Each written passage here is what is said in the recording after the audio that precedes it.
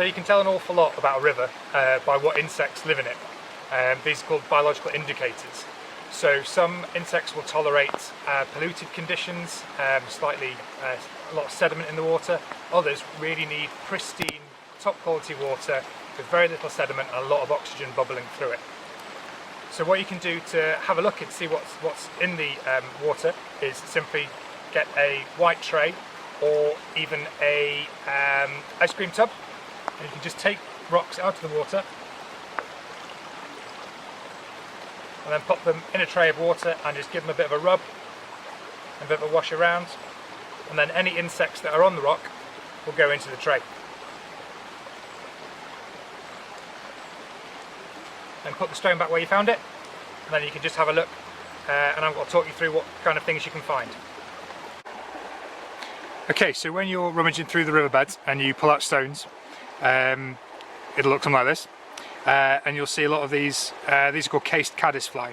So they make their houses out of little tiny stones from the riverbed, and they build it around themselves to act as protection against predators. So you can see them absolutely covered on this rock.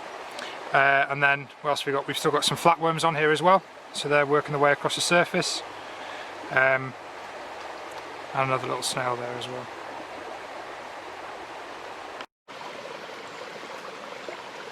Okay, so this is an example of a stonefly. You can tell it's a stonefly because they've got two little tails coming out of their bum, which sets them apart from most other things that you'll see in rivers. It's an indicator of really good water quality, and you'll only find these in nice, clean, clear waters. So this is an example of a mayfly nymph. You can tell it's a mayfly because it's got the three prongs coming out of its bum, as opposed to the stoneflies, they've only got two. So this is the larval form of a mayfly. It spends much of its life in the water like this, before emerging as an adult, mostly in May, as their name suggests. So this little fella is a freshwater shrimp. They can tolerate quite polluted conditions and quite silty conditions as well. They're really important in the ecosystem. They break down a lot of the dead leaf matter and detritus, but they also form a really valuable food source for lots of other animals such as dipper and also trout as well, and many other fish.